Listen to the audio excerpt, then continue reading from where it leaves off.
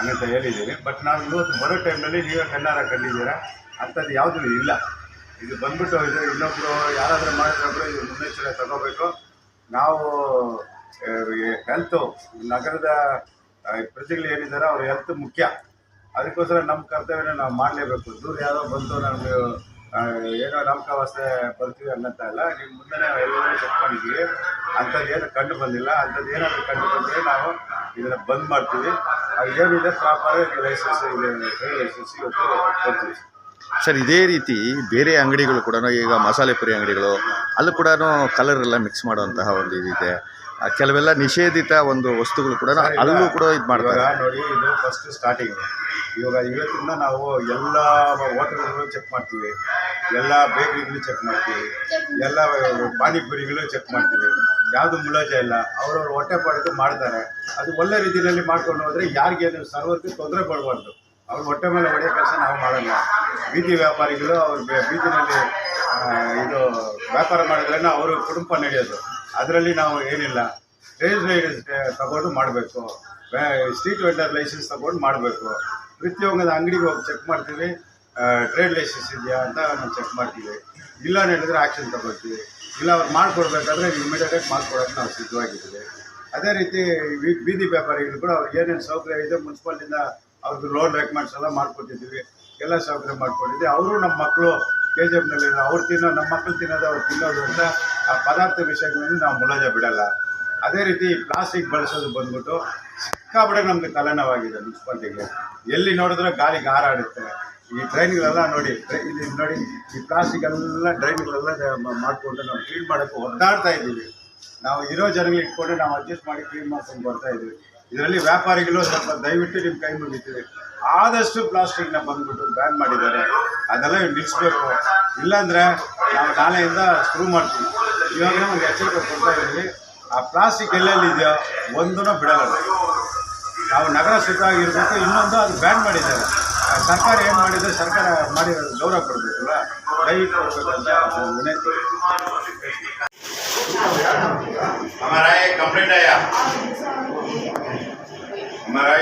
आया क्या है आज बचा था वो सभी मिक्सर को दूसरे दिन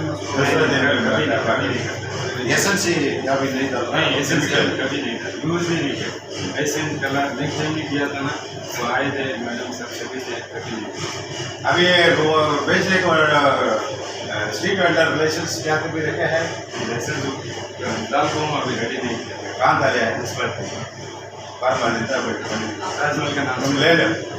ले लो अच्छा करो हम डिस्टर्ब नहीं कर रहा हूँ।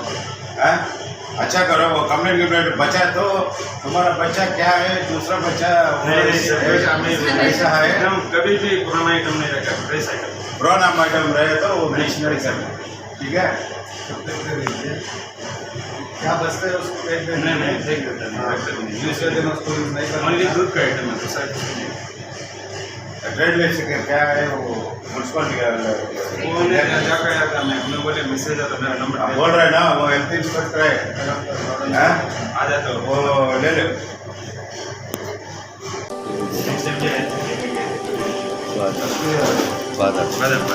सेम